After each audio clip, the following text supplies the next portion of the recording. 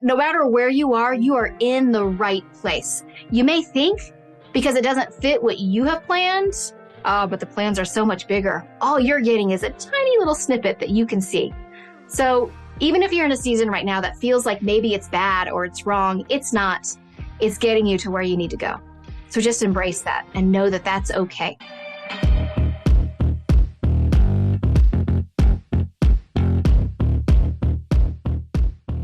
Hey everyone, welcome back to the show. I'm so grateful for you. I'm so glad you're here.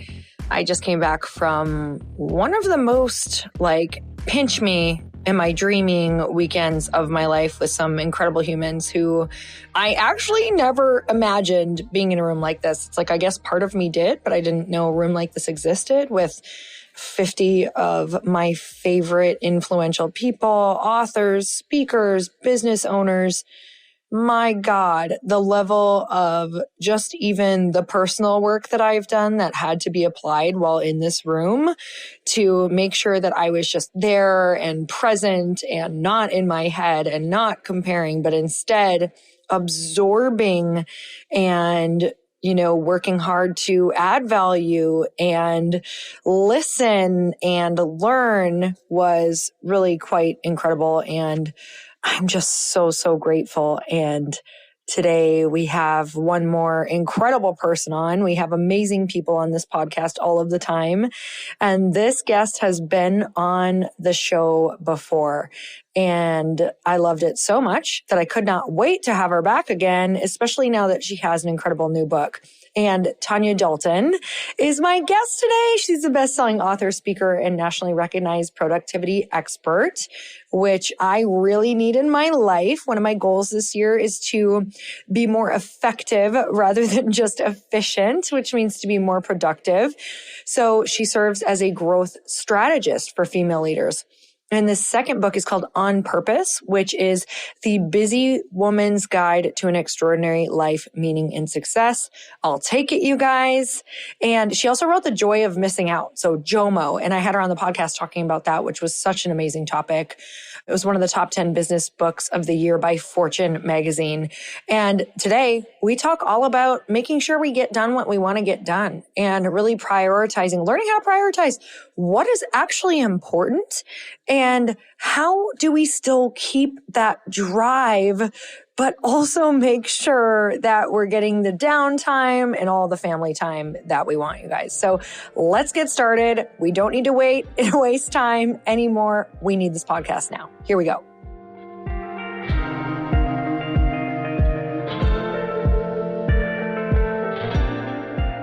Tanya, I'm so excited to have you back on the show. This is your second time.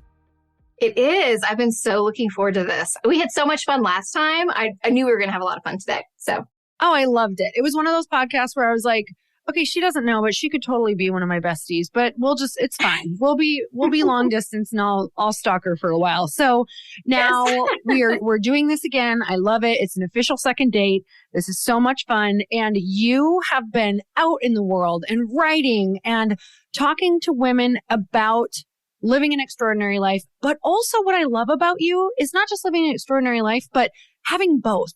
I'm very motivated. I want to go after my goals. I want to feel very purposeful in my business, but also in my life. And I can tell you, I'm so excited for this conversation because I have had a couple of years where I think I got sidetracked about really making sure that the vessel in which is carrying out the business is doing well. So let's talk. Yeah. Tell me all the things you've been out teaching. This is the thing is I think we get so focused on what we are doing, right? We find a lot of our value in the doing, and that includes how we're growing our business, how it looks to everybody else, what's the bottom line of the revenue, and those kinds of things. And we get caught up in a lot of these false metrics a lot of times. And we forget about the real metric. How do I feel? Am I happy? Am I satisfied? And I think really one of the things that we lose sight of as we are growing a business, especially, is we feel like we're working for the business and we're constantly irritated. It's like another child, right? It's our worst child, the brattiest child, the loudest one. And it's constantly demanding our attention. And we're like, I got to do this for the business. And really what I want people to do is shift that mindset The business is here for you. The business is the vehicle to the life that you want. And if you lose sight of that life you're looking for, it's really easy just to get caught up in these like ridiculous work hours and constantly hustling and grinding. What is the business doing for you? Let's really shift that and find a lot of happiness with, yes, I want your business to be purposeful. I could not run a business that I didn't feel like aligned with me. Like I feel like I go to bed at night, my head hits the pillow. I got to reconcile the receipts. How do I feel? Am I putting good into the world? Am I making the impact I want to make? And then there's the other part of you. Am I happy? I mean, the podcast is when you're happy, right? That's what we're here for. That's what we're on this planet to do, is be happy, be satisfied. And if we're so busy chasing success that we're not happy, then is that even success at all? So tell me about the periods of time, because I feel like there's a lot of conversation between me, myself, and I, and my friends. They get invited once in a while. But just about like, do you have to go through these hustle seasons? Because there are some seasons where I'm like, man, I don't know a way around not necessarily feeling great, like being so in the business. What do you say around that? I think the thing is we have times where we need to lean heavily into the business. And those times can feel more like a hustle. A perfect example of that is a book launch. You launch a book, you go, you do a bunch of podcasts, you're doing a lot of PR, you're doing all kinds of things to get the book out into the world, right? But we can't maintain that long term. So it's like riding a bike. And this is what I tell people about balance, because I truly don't believe in balance. And I don't think we even really want it. We think we're supposed to, but if we're perfectly balanced, we're going in the same direction and we're not really moving in any direction we want to go to. If you want to ride a bike, you have to be balanced. But if you want to turn left, you have to lean to the left. You can't stay lean too long because you'll fall over. You'll scrape your knee, right? So then you have to counterbalance. And then maybe you go forward for a little bit and maybe you shift to the right. And that's how life works. So with our businesses, sometimes we do need to lean into it. And we lean into that business part of our world and we go for it. We're doing a launch. We have amazing things happening. We can't stay leaned over too far, too long, because we'll scrape our knees. We'll hurt ourselves, right? We'll all of a sudden wake up and be like, wait, what just happened? Why am I exhausted? Why am I unhappy? We have to counterbalance and then lean into another area of our world. So really, when I'm talking to entrepreneurs, I like to remind them that there's so many more aspects to you than just being that worker bee.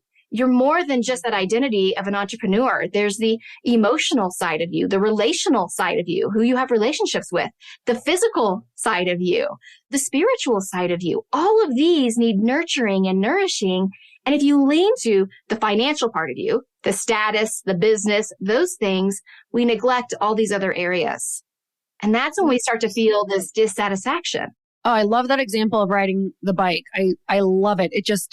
There are points in your life where there is no way to say like, okay, well, if I'm going to completely change direction, it's going to take a lot of work because you have the momentum going in the other direction. So there is that period where you're like, wow, you have to stop, even though it's negative momentum or the momentum you don't want anymore, that momentum does have to pull back and go the other direction. I love that so much with the bike. So I'm just going to circle around because this is going to be a part of it that we're all going to scoop into having an extraordinary life.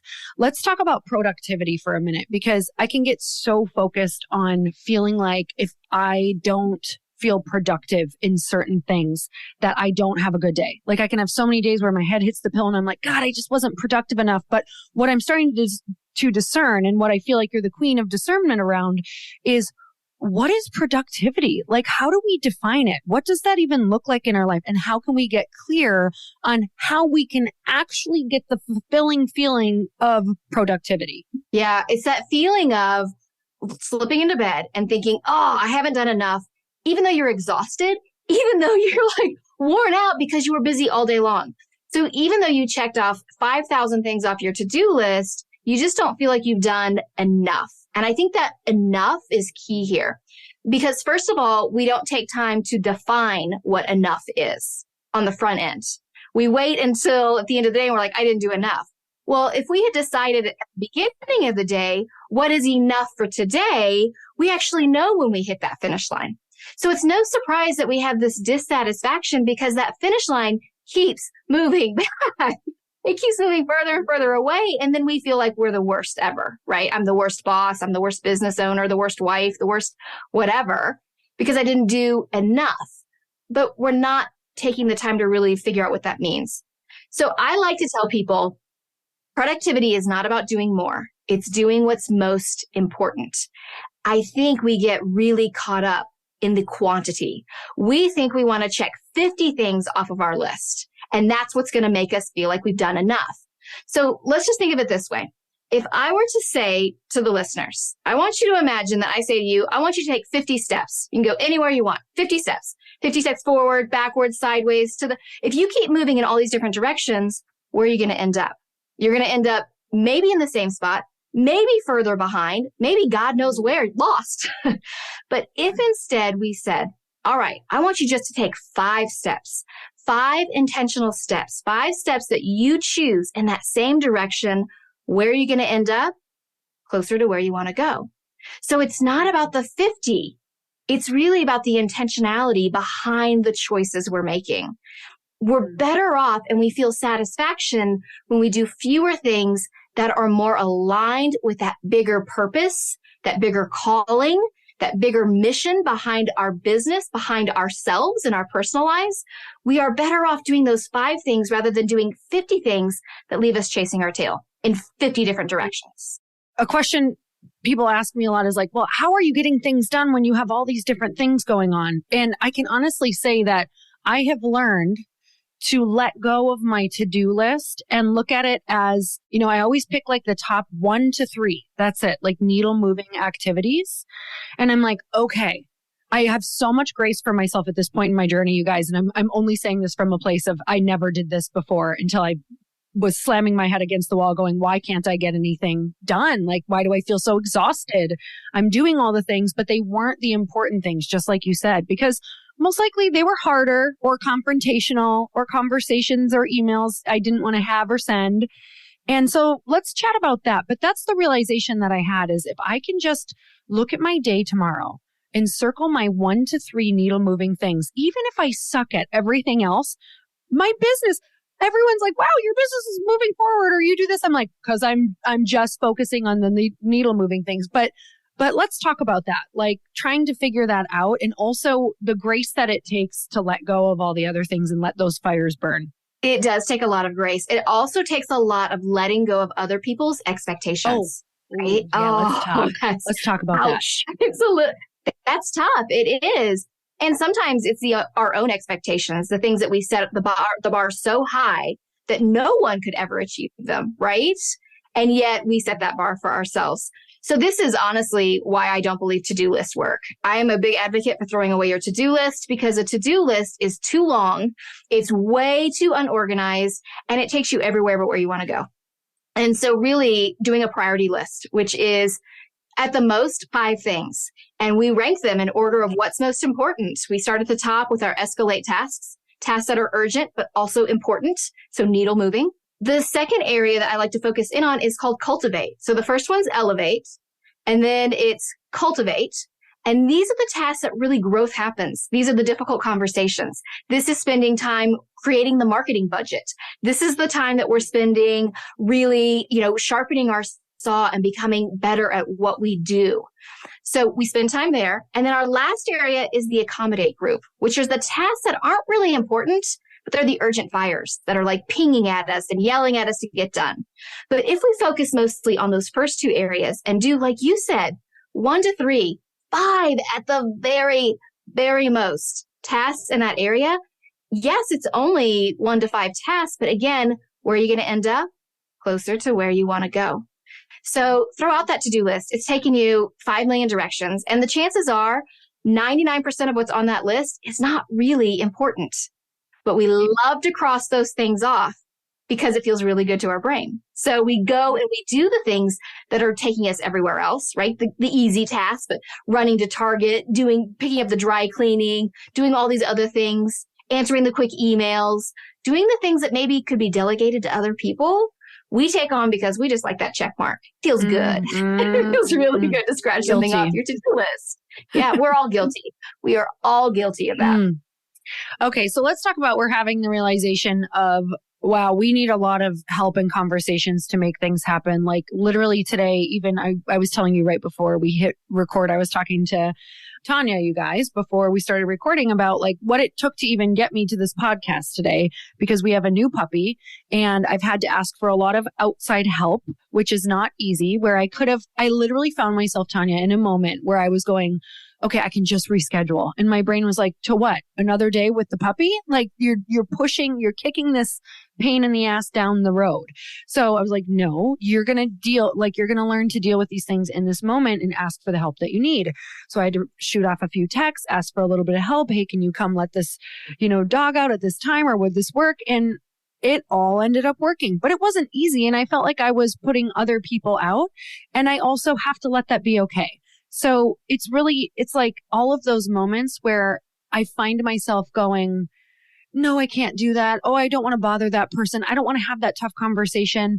Oh, I don't know if I should get on a schedule or, have somebody come to the house. Like, whether it's a mom who needs a babysitter, whether you're realizing you need a housekeeper, whether you're realizing you need someone to watch your kids, your dogs, or whatever that looks like.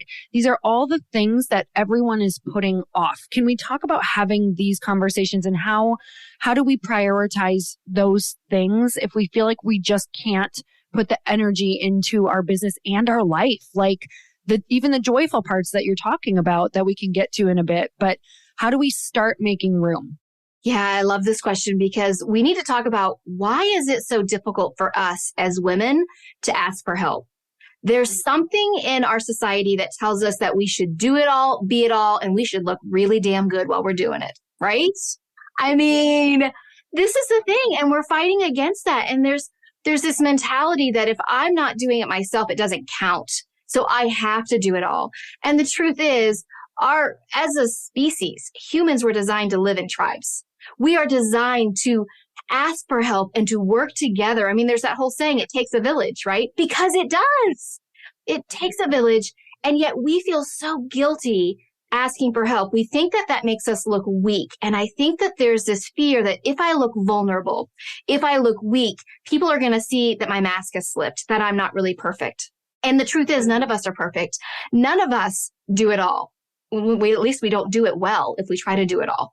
Right? But I want you to think of it this way. I want you to think of the last time that you had a friend who asked you for help. Maybe she reached out to you and said, hey, oh my gosh, I'm not gonna be able to make it to carpool, pick up my kids. Or, hey, I need you to look over the sales page. How did you feel when you helped your friend? I'm betting when you helped your friend, you felt pretty amazing. It's like, gosh, I love that she asked for help. I love that she depends on me or that she looks to me as an expert in this. That feels really good. Isn't that a gift that we can give to other people to allow them to support us? If we shift it from I'm a burden on other people or, oh, what are these people going to think of me? To instead saying, this is really nice. I'm letting people onto my team. I'm letting them see me as a real, authentic person who's struggling. Because the truth is, we are all struggling through life. All of us need help. We need support. And when we allow that support to come in, people are really happy to do it. It makes them feel good. And I'm talking about your friends. I'm talking about the people on your team that for God's sake, you are paying and yet you feel guilty giving them more to do. And I'm talking about your team at home, your spouse, your friends, your kids. You don't have to be the one who does the laundry and the meal planning and the cleanup you don't have to do all those things. Bring in other people, bring in support, because that time that you're spending feeling exhausted, frustrated, and let's be honest, irritated and angry that you're the one doing it, you're missing out on the points of joy in our day, right? The time that you're spending scrubbing the toilets, instead of hiring somebody to come in and clean the house, you could be using that to get that sales page done. So then on Saturday, you're off running around with the kids and having fun with your spouse, right? I mean, you have to think of it. Every time that we spend time on something, we're taking away from something else. So do you want to spend your time scrubbing the toilets? Do you want to spend your time at the grocery store? If that's not a yes, then let's get support. Let's get help, whether that's paid help, whether it's in trade. Gosh, I used to do a lot of trade when I didn't have, a successful business. I I would trade with other moms so I could have time to work on things. And we would trade time with kids. We would trade going to the grocery store. I would do trades for different kinds of things in my business when I needed to. So don't be afraid to look at the other things, because money isn't the only obstacle, right? Like, let's take money out of the equation. But honestly, let's say that you are working on sales copy or like for a landing page. The money you're going to get in from that landing page far exceeds the cost of having someone clean your house for an hour. And a lot of times you can find college students who will come in and do it for really inexpensively. So think outside of the box. There's lots of ways. If you're telling yourself there's no way to get this done, I can promise you there's a way. You just need to step outside of it and get a different viewpoint and start to just brainstorm ideas. I love that. I was the exact same way. I traded like crazy. I was like, okay, what can I do? How can I trade? Like, I thought of literally the craziest things. In the beginning of my career, I remember I used to be able to personal train people. Like, I would go and be like, hey, I have a gym membership here. Do you want to pay for your gym membership for the day? But I can train you if you help me write out my workout program. Like, I totally hustled and had people help me with that whole thing, which is amazing. And also, I am such a firm believer too, Tanya, in the like raising your family and your whole life within a tribe, like creating that tribe and really using each other. I'm taking applications for a cul-de-sac. Like, I just want to buy a cul-de-sac and fill it with like all my friends and family. I love that. Like, you got the kids, you got the dogs, you got this, you got that. Great. Okay. Seriously, it's how it used to be. It is how it used to be. And I think, to be honest with you, that whole I can bring home the bacon, fry it up in a pan because I'm a woman. While it was a great rallying cry, we took that as a truth that we were supposed to do it all. And that's exhausting. And first of all, I'm not good at everything. Can we just go ahead and acknowledge that we are not good at everything? We are not meant to be an expert in everything. I can tell you right now, I'm not good at cleaning toilets. I'm not good at a lot of things. So why do I feel like I should do it? There is this feeling like I'm supposed to do it all because that's who we are. So I want to really shift that thinking. To be a successful business owner, and especially to be a successful female business owner, means you cannot take no at face value ever, because people are going to tell you no all the time. And you're going to tell yourself no all the time as well. I can't afford that. I can't spend the money on that. I can't find someone to come in and do these things. The truth is, no just means new opportunity. Let's look at this from a different perspective. Let's step outside of it, get a few different ideas of how we can make this happen, and then move forward. It's so good. I actually remember, so I was raised in the Midwest, and that certainly is like a badge of honor to clean your own house and like do all the chores and the yard work. And so I did that forever. But as I was starting my own business, I was like, oh, I am no longer, like, my personality was becoming very terrible towards my husband because I was resentful. I was tired. I was exhausted. I was so afraid what other women would think of me. It was literally just about what other women would think, like, oh, well, that's how she can do it. Oh, well, that's how she stays fit. That's how she has that business. Yes. And we should share it, and we should tell them how they can too. Because I did not like who I was while I was doing it all. I did not like me. I was not nice. My relationship was really stressed. Let's be honest. When you are tired, when you're exhausted, when you're overwhelmed, you're not the best wife, mother, friend, aunt, cousin, community member, whatever you are not the best version of that, because God knows we are snappy to the people that we love. And that's not who we want to show up as. But when we're exhausted from doing it all, it's no surprise we're not showing up as the best version of us. And again, going back to that idea of your business is the vehicle for the life you want. Your business is here to support you.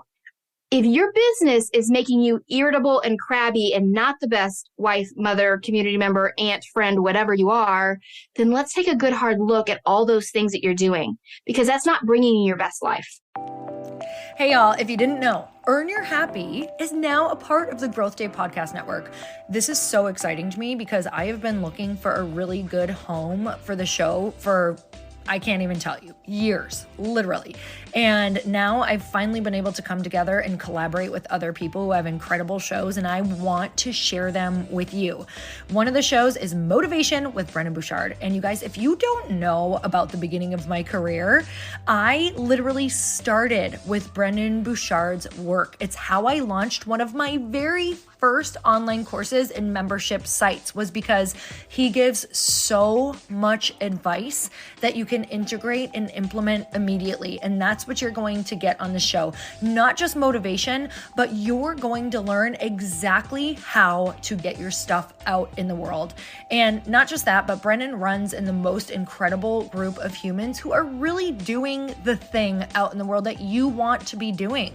So go check it out. Go subscribe to Motivation with Brendon Burchard. I promise you, this is going to be one of those shows that no matter when you tune in, you're going to get value. Like, it's not one of those that you're like, God, I listened for 30 minutes and I didn't get what I wanted. Like, from the beginning, you're going to get something that changes your life or changes your business. So go check it out. Motivation with Brendon Burchard. I know you're going to love it. I'm obsessed. Mm-hmm. I love it so much too that it's like when you really live more of like that tribal way of life, like bringing in people to help you. I look at my incredible like housekeeper and house manager. Like, she's so amazing. I actually can't imagine my life now without her.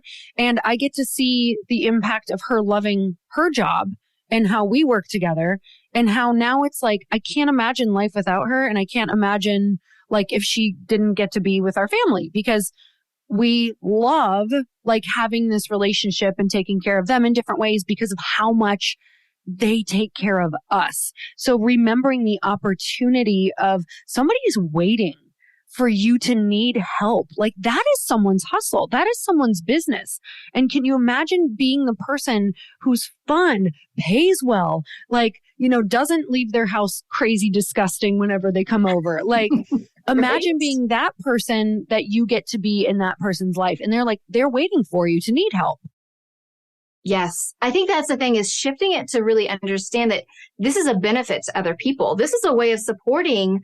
And if you are into women-owned businesses the way I am, I love to support other women-owned businesses. I like to see that I'm allowing them to live a lifestyle they want to live. I think sometimes we think to ourselves, well, I hate cleaning my house. Or let's take it to the business side. I hate spreadsheets. So giving spreadsheets to somebody else is, oh, this is terrible. That's not very nice. I can guarantee you there are people who love spreadsheets. Some of you right now are like, you hate spreadsheets? I love them. So really tapping into, I don't love this, but somebody else loves it. Other people do love cleaning houses. Other people love doing yard work. Other people love spreadsheets. Other people love running your taxes. There's industries because of this. So you're actually helping other people live a life that they want, letting their business be a vehicle for the lucrative life for them as well, right? So it's really about spreading that to other people as well. I love it. And it's once you're in it and you have it and you understand that you've been in it for a while, it's like a knowing that you forgot. Like, this is how it's supposed to be. We're all supposed to work together and lean on each other. So you guys, if you're not there yet, I promise you it's waiting for you. It does happen. You might have to go through a few people, but it is out there waiting for you. Okay, Tanya, you talk a lot about, you say that an extraordinary life and being extraordinary is a choice. Okay, tell me how that's a choice when I feel tired and resentful and overworked. Well, let's go back to some of those things we were talking about earlier with the to-do list. Choosing, like how you do the 1 to 3 things, that's a choice. You're choosing what you're working on. Now, that's not to say all those other things just fall off the face of the planet, right? And you just don't worry about them. You still got to pay the bills. I'm sorry. You still have to, the house does still need to be clean. Laundry still has to be done, but not making that the focus of your day or outsourcing it, delegating it to other people. So right there, we're talking about choices, right? We're talking about choices when we talk about when we think we can't do something, shifting our perspective and looking at it from a different point of view and not just taking no at face value. Everything in life is a choice. How you wake up in the morning is a choice. A perfect example, to be honest with you, that just happened between Christmas and New Year's. We didn't have water for 5 days. The water We had half of the city did not have water. It was terrible for 5 days. And you think, okay, we got drinking water, but you got to flush toilets. You have to, right? You have to wash dishes. So none of the restaurants could be open. It was a nightmare. I'm not going to lie. And on day 4, I woke up, and keep in mind, we are filling up jugs with our hot tub to go flush the toilets. So it's not so glamorous around here at that point. I wake up on day 4 of no water, and my husband and I are just in this terrible mood. And we're like, I can't believe the city hasn't done anything about this. And we're grumbling, going on and on, irritable. And then we looked at each other and like, what are we doing?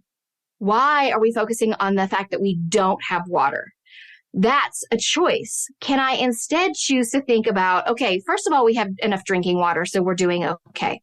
Can I first be glad that it's not electricity that's out because it was like 10 degrees outside during that time? What are the things that are good in my world?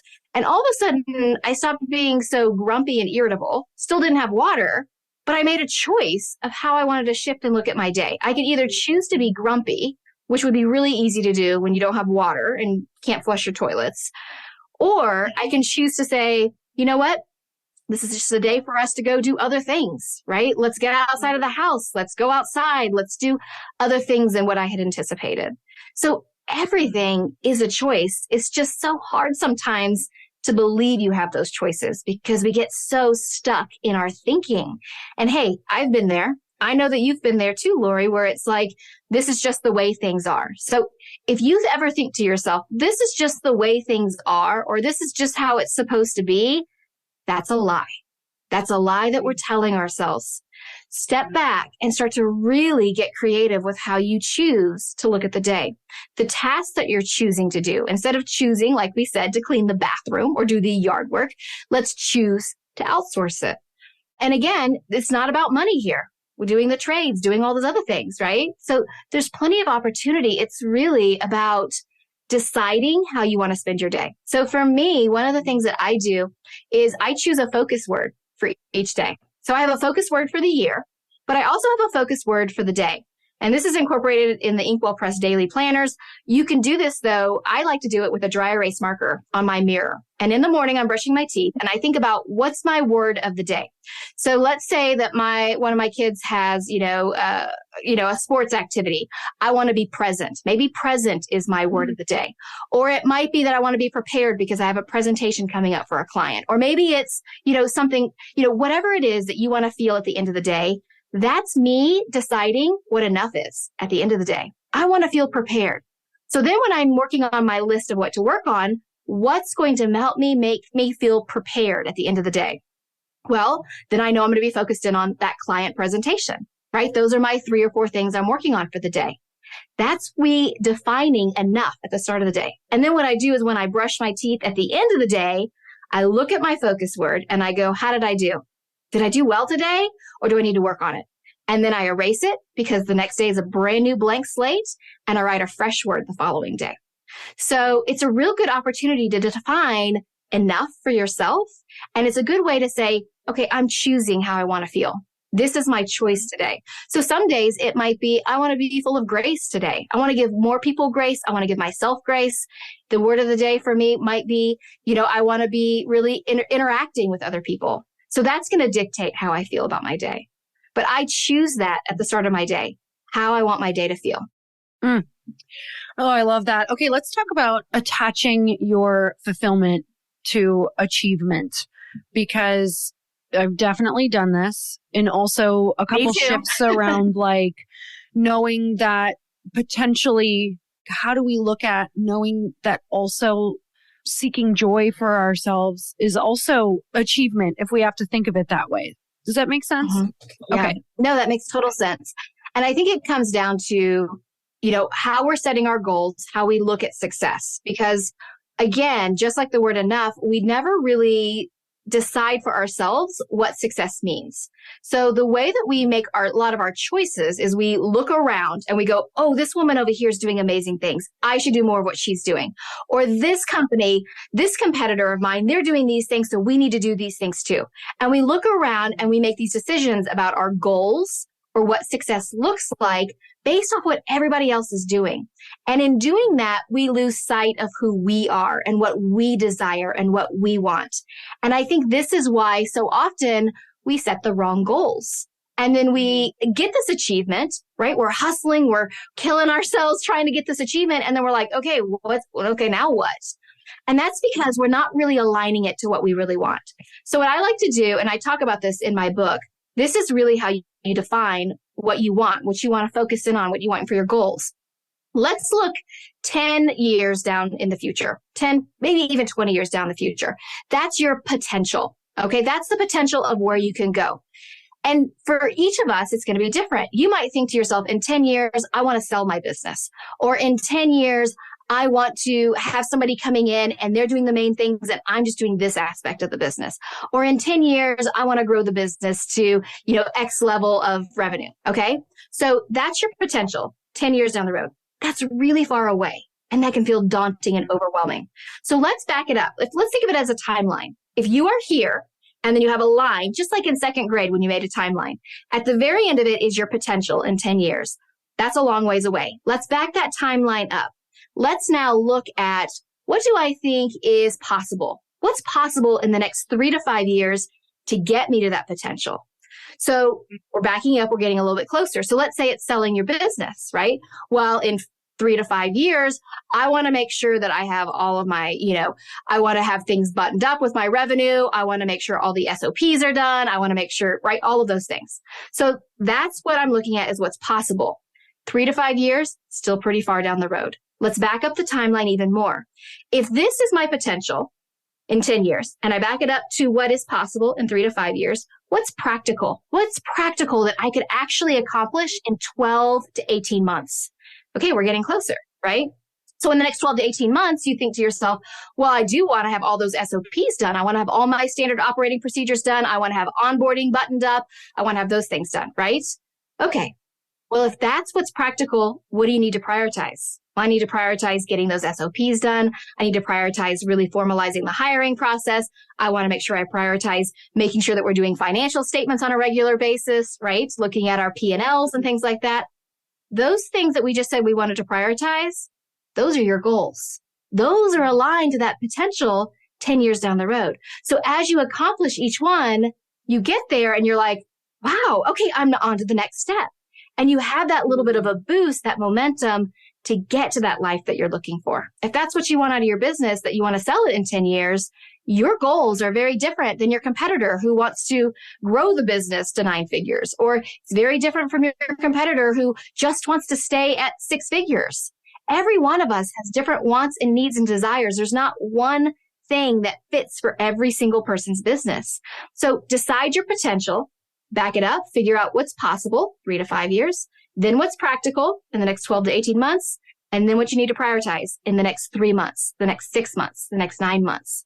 That's when you're going to start to feel like, okay, I'm actually moving forward, right? Fewer things, but get you to that bigger life. Mm-hmm. And I think that's majority, I feel like, of the pain that I've experienced in businesses is what I feel like I'm not doing, if I'm being honest. Like, I have more pain over that than doing the hard stuff. It's like not having a clear schedule or a clear path can often feel a lot more challenging to me while just like trying to figure it out, because you waste a whole lot of energy when you don't have clear goals and a clear path. And I, depending on what type of person I'm talking to, I'm more of a creative. So it's been harder for me to get on a schedule and like get very linear, but it's changed my entire life. Like being able to work in the pockets and do the things that I say I'm going to do that day, and then allow myself to be free when I'm not doing those things. That is where, let's go there next, because your business is never going to tell you that you have free time to go enjoy yourself.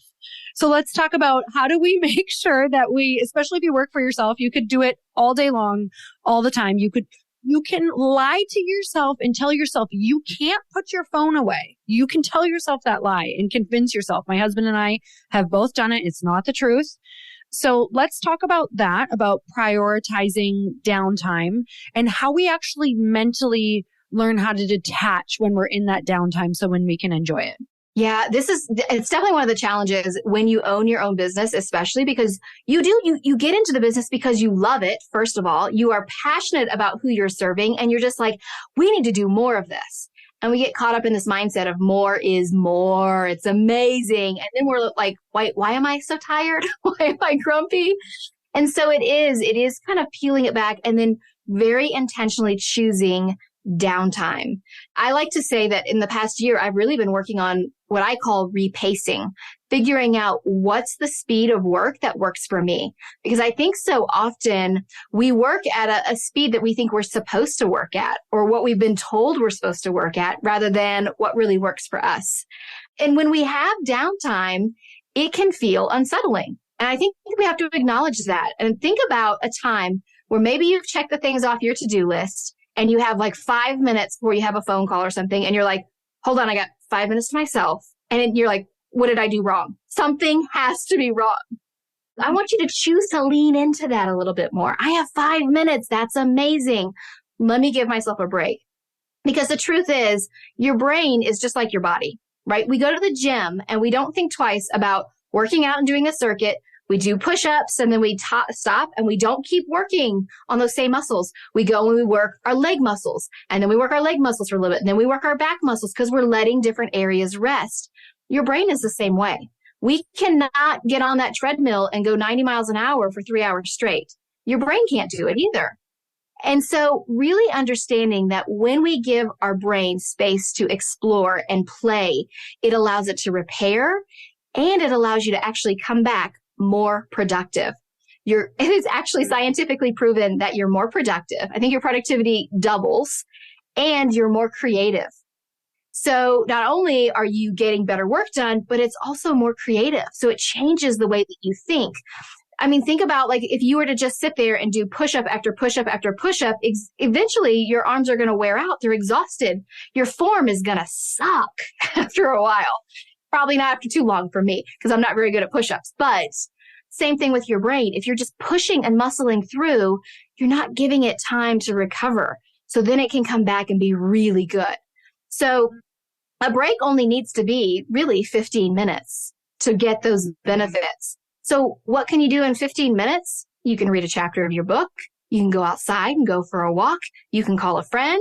There's 1,000 things. I like to really encourage people to make a list of things to do if you have a 10-minute break. What is something, because a lot of times we're like, I don't know what to do. So we just default to scrolling on our phone, which for business owners, a lot of times defaults to going into social media and responding to customers or looking at how well your posts are doing. So make a little list for yourself of what kinds of things feel good to you. Could be doodling for 15 minutes, especially if you're creative. Do something creative in these like 10 to 15 minute little spurts. You're going to find that you come back and you're like, oh my gosh, that was amazing. I feel so much better. And then your work is going to be so much better. So a break, I think this is the thing. And this is one of the things I like to tell people, that we think of rest as being a reward for great work, but rest is a requirement for great work to happen.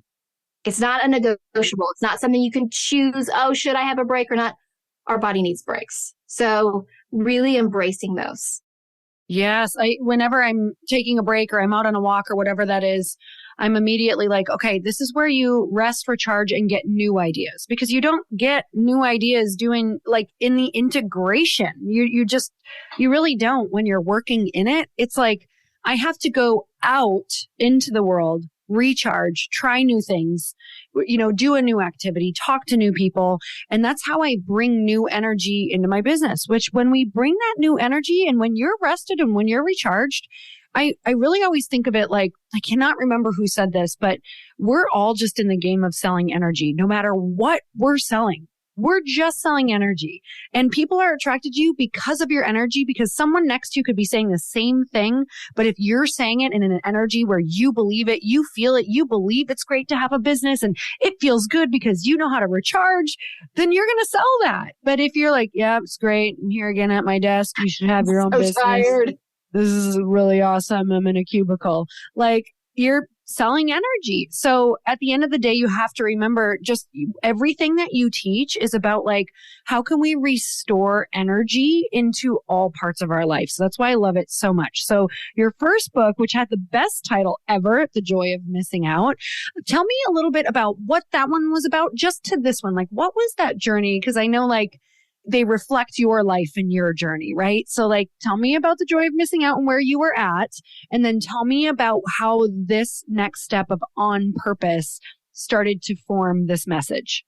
Yeah, well, I like this question because I wrote The Joy of Missing Out because I had lived that life of hustle and really feeling like I was exhausted and worn out. And so I wanted to write a book that was for women that was really about, here's how we create some structure to your days, because when we have that structure, we have more space to be creative. We have more space to play and actually enjoy life. So it's really about creating that structure in our days and our weeks. And so HarperCollins we're really happy with the book. The book was named a Best Business Book of the Year by Fortune magazine, which is kind of crazy for, somebody who I don't even have a business degree, but just, running my own business since 2008. Results. You have results. I have results. So they asked me to write a second book. And so I was like, sure, I can write another book. We'll make it about goals. And I thought, yes, I'm going to write a book about goals. People love goals. I can teach goal setting all day long. So I sat down, mapped it all out, created this outline of what the book was going to be about. And that was in February of 2020. And I had a whole writing plan. Like, I'm going to write this many hours a day and da-da-da. And then March of 2020 happened, right? And the pandemic happened. And all of a sudden I'm homeschooling my kids, which I wasn't anticipating. And I'm trying to run my business, which has a fulfillment center within it, right? Because we're shipping products, trying to fill out PPP paperwork for the government and do all these things. And the book didn't happen. It just sat there and there was no way I could do it, right? Because that was a time where I was leaning into all this other area. I couldn't work on a book. So that had to go away for a little bit. But what happened in this beautiful pause that I had, and this is what I think is the silver lining from post-pandemic that we can see now. The benefit was during that pause that we all had, we all started to figure out, wait a minute, what am I really doing here? And there's this line in The Joy of Missing Out that I talk about. It's hard to know what to throw overboard, what tasks to get rid of, right? Until our boat is sinking. And when our boat starts sinking, it's easy to just throw things overboard. All of a sudden, we start getting really clear on what's important. Well, when the pandemic happened, everybody's boat was sinking. Suddenly we were like, can't do this, not doing these things, right? Going to say no to all these things. And I started to notice these conversations that were happening amongst my friends, amongst my community, and even with myself. Like, what have I been doing? What am I here to do? There's got to be something more than just what I've been doing. And so the book totally shifted. I took that outline, the beautiful outline that I had created, tore it up, threw it away, and said, this is not a book about goal setting. This is a book about something so much bigger. This is about living on purpose, living two ways, right? On purpose, with intention, but also to a higher purpose, to what it is I desire for this big, bright, beautiful future of mine. So goals are a part of that. Goals help you get to that purpose. But the book is not about goals. It's really about living with intention. How do we do that? How do we stay mindful while we're running a business and we're running a house and we're trying to be a good friend to everybody and we're trying to do all these other things? How do I live on purpose? So it really shifted and evolved because of the pandemic. And I think it was just so amazing because it was a vastly different book than what I sat down to write when I made that outline in February. What I turned into my editor was incredibly different. And I'm so much happier because of that. But that's what we do. Like when we talk about planning, it's creating that structure, but giving yourself the grace to shift and go off track. I think that's really important. I'm so glad you shared that because that is a plan. I've never found or done a good plan that doesn't completely shift, or actually sometimes it doesn't even end the same as it started. And I think that we are gifted with that initial idea just to get us started. That's how I look at it. Like, okay, this would be great if this turns out, but I think this initial idea is just the the way to get me going and get me excited and be open to all the twists and turns that are coming, while seeing how can I also, I love that you're planting this question in all of us is, okay, while I'm going for this thing, how can I also make sure I'm living a life that feels very purposeful to me and that I'm having those boundaries and having those conversations. So, all right, what's the last thing that you want to share? I know there's a million things to share, but is there something on your heart or something that you're just like, this is what I want women to know or people to know? Yeah. Well, let's just piggyback off that last idea where you're talking about the twists and the turns, because the twists and the turns, those are the best parts. Those are the parts that we really figure out who we are or what we really want. I mean, the life that I have now is not anywhere that I anticipated I would be 20 years ago at all. Like, I'm not doing anything that I thought I would be doing. And yet I'm so happy that I am. I think so often we get on the highway of life and we get really focused and we're going 80 miles an hour, even though the speed limit's 65, right? And we're just doing the thing. We're following all the other cars. And sometimes we look down and we realize, hold on, I'm not on that highway anymore. Where am I? And then we look around and we go, oh, I like this. I didn't even know there was this scenic route. There's these mountain views and this great diner over here. And all of a sudden, you need to ask yourself, do I even want to get back on that highway or do I like where I am now? So life is 100% about grace. It is really about giving yourself the flexibility to grow and stretch into who you are meant to be. And I truly believe we don't stay there if we stay really tight and tied to a plan. You're going to get off track. You're going to find yourself somewhere very different than you anticipated. Stop and ask yourself, do I like this? Do I want to go back to the highway? And maybe you do, and that's okay. But maybe you think, I really like where I am right now. And now I need to create a different plan for myself. That's what living on purpose is really about. It really is. The best. Had chills through that because I'm living in that right now. And it's the craziest thing when you wind up somewhere that you're like, oh my God, this is where I was supposed to be all along. And that was the path that I was supposed to take. That's interesting. And also really cool. Yes, it really is. It's a little bit, you have to learn how to surrender, right? The universe will take care of you. No matter what, the universe always takes care of you. And so going into any situation and knowing that the universe has you covered, that no matter where you are in the right place. You may think because it doesn't fit what you have planned, but the plans are so much bigger. All you're getting is a tiny little snippet that you can see. So even if you're in a season right now that feels like maybe it's bad or it's wrong, it's not. It's getting you to where you need to go. So just embrace that and know that that's okay. Yes. So good. Oh my gosh. Thank you so much for this. Always so much fun talking to you. Any last words, or do you want to just say where in the heck we can get this book right now? Well, you can get the book pretty much anywhere books are sold. You can go to my website, tanyadalton.com. That's a great place to find links to all the different retailers, Target, Barnes & Noble, Amazon, of course.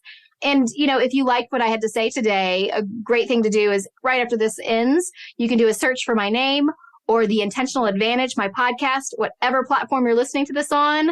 If you found that what I talked about today really fit you, give me a listen. I'm on episode, 300, 200 something. We've been doing the podcast for a long time. So there's a whole archive of all kinds of good tidbits and ideas and ways you can move forward that really add more meaning to your life. Because that's really what I'm here to do. I want you to see that you have an incredible life. It's just making some choices to make that happen. I love it. You guys, you have a little bit of homework. You're already on the app. Go check out her podcast. Go subscribe so it comes up and you get to see all the things that she's talking about. Truly, every conversation I have with you and whenever I've heard you on podcasts, I always get so many things. So you guys know you're going to get all of the gold within her podcast because that's where you save it all up and you put it all on your show. So go check that out. And also, one of the biggest gifts we can give to our listeners is obviously to support them in these ways and grab their book. But also, it's so much fun to see who listened to this episode. Let us know what one of your takeaways was. You guys know that if you share the stories and tag us, I always reshare them. I love to see who's listening. And until next time, earn your happy. Bye, everyone.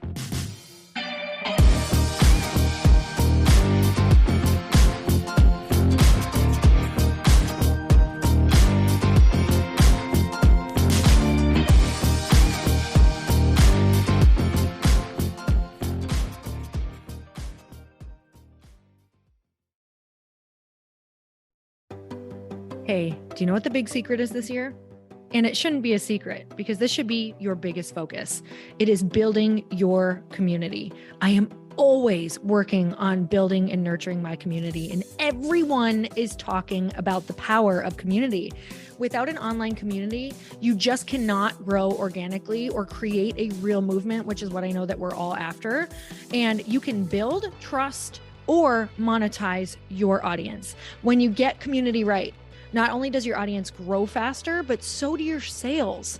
But where's everybody going to be managing their communities these days? And a lot of online entrepreneurs and thought leaders are turning to Circle.so. Circle is an all-in-one community platform. It lets you host content and create discussions, live streams, group chats, and memberships all under your own brand. And what's so cool about Circle.so is that you don't even need a website or Facebook group. Instead, Circle lets you build your own community site where you can host content and manage your members. You can even create locked and unlocked content spaces, groups, and classes. How freaking cool is that? You can put your content behind a paywall too, and you can charge different amounts of money for different spaces on your community site. Circle.so is famously easy to use, and it has a free 14-day trial for you, so you can go check it out, see if you like it, see if you love all the options. Just go to Circle.so. Go check it out right now, you guys. Imagine being able to manage your community, start group chats and live classes, and accept payments all in one place. Kind of mind-blowing since this is usually spread all over the place. You have to log into so many different things. If this is the year to capture, organize, and monetize your community, head over to Circle.so. You can get a free trial and start building your online community right now. Just go to Circle.so. You guys, you get the 14-day free trial. So just go and see if it's for you. It's going to streamline everything and make your life so much easier. It's so freaking cool.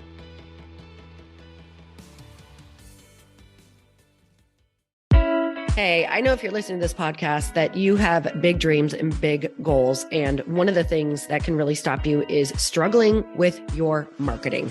Trust me, I have been there. Are you using 10 different systems just to build your online business? Then I want you to try Kajabi. Kajabi helps you build your web pages, set up funnels, and sell your courses, content, coaching, or communities. You've been hearing me talk a lot about funnels on this podcast and the importance of your email list. You can get a free trial at kajabi.com. That's Kajabi.com. I've talked about Kajabi before, but here's something that's super cool and new. They just rolled out an AI assistant for creating your online course curriculum. And this means you just type in a topic that you want to create on a course or webinar, and bam, it just generates a sample outline for you. It takes a ton of the hard work away. Of course, you're going to customize it to be your own, but this really helps you get over the struggle of how in the world to start, which is where most people stop. If you're like me, starting is always the hardest part, and that's what makes Kajabi so popular. They've made it easier for creators to build web pages, build courses, build coaching programs, build membership sites, build checkout pages, and build email funnels. So if you're struggling with any of those, you got to go check it out.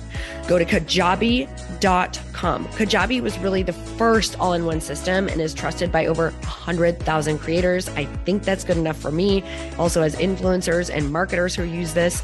And now their smart AI platform makes it easy to take what you know and turn it into an online course and business. Go start building with a free trial at Kajabi.com. That's Kajabi.com.